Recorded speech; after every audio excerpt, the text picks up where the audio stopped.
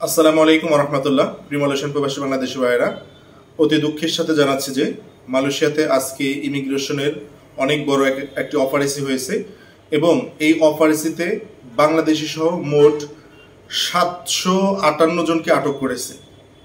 কুয়ালালামপুরের মসজিদ ইন্ডিয়া রোডে এই অপারেসিটি হয় এবং এই অপারেসিটি আজ 29শে জুলাই দুপুর 12টা থেকে শুরু হয়।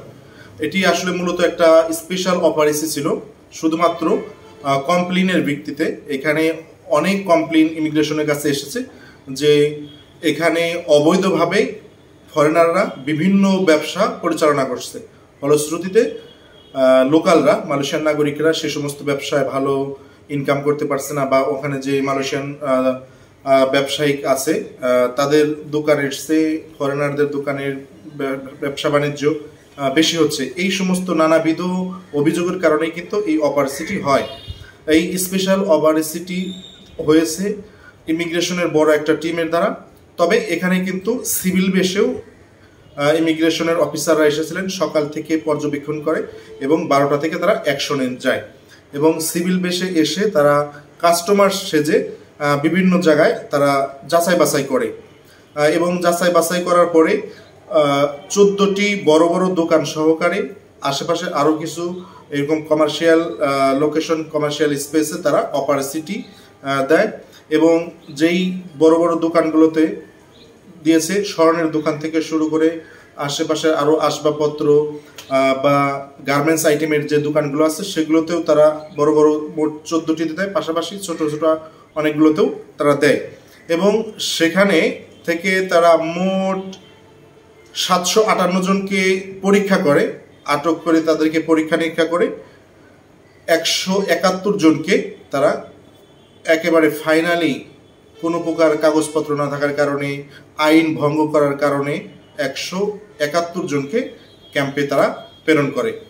এবং এই যে ক্যাম্পে প্রেরণ করলেন, এদের মধ্যে অনেকেই, সকলেই যে বড় বড় ব্যবসায়ী তা নয়। কিন্তু একটা কথা বলি যে এই মুহূর্তে প্রবাসে এসে, বিশেষ করে মালয়েশিয়ার কথা বলি, মালয়েশিয়াতে এই মুহূর্তে এসে ব্যবসা করতে হবে, ব্যবসা করে ইনকাম করতে হবে, এই টেন্ডেন্সিটা বিশেষ করে আমাদের বাংলাদেশিদের এবং ইন্ডিয়াদের বা পাকিস্তানিদের মাথায় একেবারেই ঘুরপাক খাচ্ছে যে আমাকে ব্যবসা করে প্রতিষ্ঠিত হবে।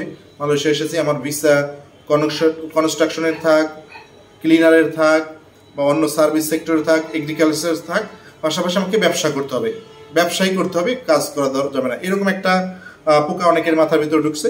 পাশাপাশি আবার অনেকে আছে যে আমি কাজ করি, পাশাপাশি যদি আমি সকাল সন্ধ্যা বা এরকম একটা সময় বা আমার ছুটির দিনে কিছু পার্ট টাইম ব্যবসা করতে পারি, এরকম।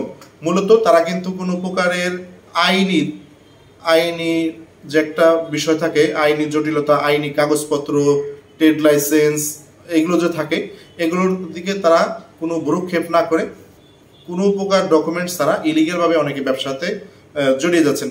মূলত এদের কারণে কিন্তু এই সমস্যাটি হচ্ছে। কিছু কিছু নমুনা আমি আপনাদেরকে বলি।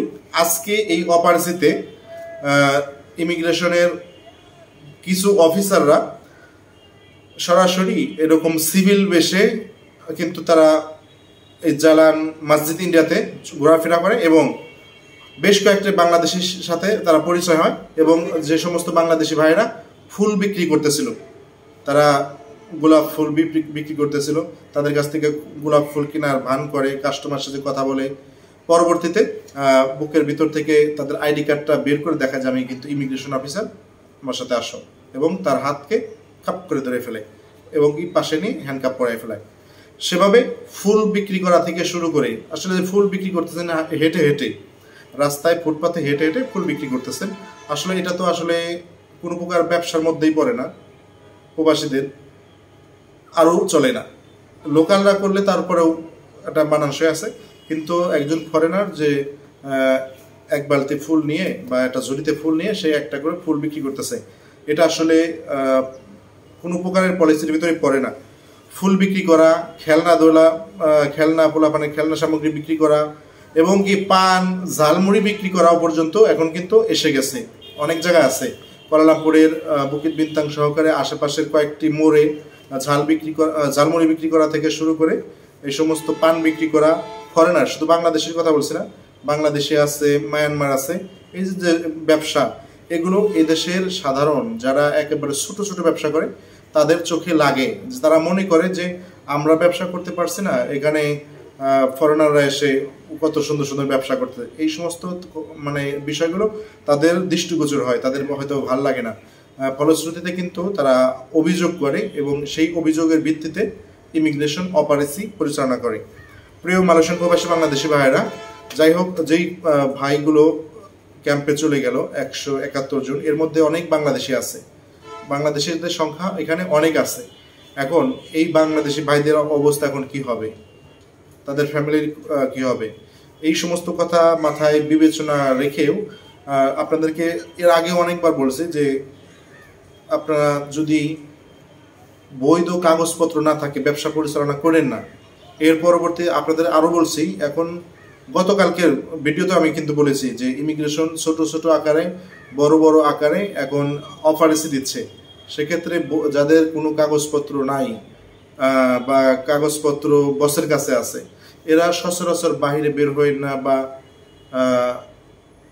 কাজে ব্যতীত, কাজ কর্ম ব্যতীত অন্য কোনো দিকে ফোকাস দেন না। তো আপনারা এখানে অনেকে আছেন ইলিগ্যাল থাকা সত্ত্বেও যারা এরকম মসজিদ ইন্ডিয়া এরিয়াতে বিভিন্ন কাপড়ের দোকানে, বিভিন্ন শপিং সেন্টারে কাজ করছেন, সেক্ষেত্রে খুব সাবধানতা অবলম্বন করতে হবে। না হয় কিন্তু এই অপারেসিটি কবে নাগাদ থামবে বা আরও কতদিন চলবে এই বিষয়ে কিন্তু এখনো কোনো কিছু বলা যাচ্ছে না। সেক্ষেত্রে অপারেসি চলমান আছে, চলমান থাকতে হবে, আমাদেরকে সাবধানতা এবং কি সবকিছু ঠিক রাখতে হবে। যাই হোক, মালয়েশিয়ান প্রবাসী বাংলাদেশি ভাইরা, ইমিগ্রেশনের আজ এই পর্যন্ত সংবাদ। এরপরে আমার গতকালকের ভিডিওতে আমার অনেকেই কমেন্টস করেছেন ভাই যারা দেশে যেতে চান। আমার এর আগে একটা ভিডিও দিয়েছিলাম যে এই মুহূর্তে যারা কুয়ালালামপুর থেকে দেশে যাবেন তাদের জন্য স্পেশাল কিছু অফার আছে বিমানের টিকিটের। সেক্ষেত্রে মাত্র 350 রিঙ্গিত থেকে শুরু, কুয়ালালামপুর থেকে ঢাকা মাত্র 350 রিঙ্গিত থেকে বিমানের টিকিট শুরু। সেক্ষেত্রে কিছু কিছু বিমানে আছে শুধুমাত্র হ্যান্ড ক্যারিতে 7 কেজি নেওয়া যাবে, কিছু কিছু বিমান আছে সাথে 20 কেজি বুকিং এবং 7 কেজি ক্যারি, এবং কিছু কিছু আছে 35 কেজি বুকিং এবং 7 কেজি ক্যারি সহকারে। এই সমস্ত অফারের টিকিট পেয়ে যাচ্ছেন মাত্র 350 ringgit, 400 ringgit, 450 ringgit, 500 ringgit, 550 ringgit. এটা কোন ডেটে যাবেন আপনি সেই ডেটের উপরে নির্ভর করে এই বিষয়গুলো। সেজন্য এই বিষয়ে যদি কোনো ধারণা দরকার হয় যে আমি এটা ফ্লাইট ডেট দিলেন আপনি ওই ফ্লাইটে বা ওই দিনে কোন ফ্লাইটটা আছে কম দামে, সেক্ষেত্রে আমাদের এখানে যে নাম্বারগুলো আছে এই নাম্বারগুলোতে যদি আপনি হোয়াটসঅ্যাপ করেন তাহলে কিন্তু আপনি ওই বিমানের টিকিটের আপডেট সংবাদগুলো পেয়ে যাবেন।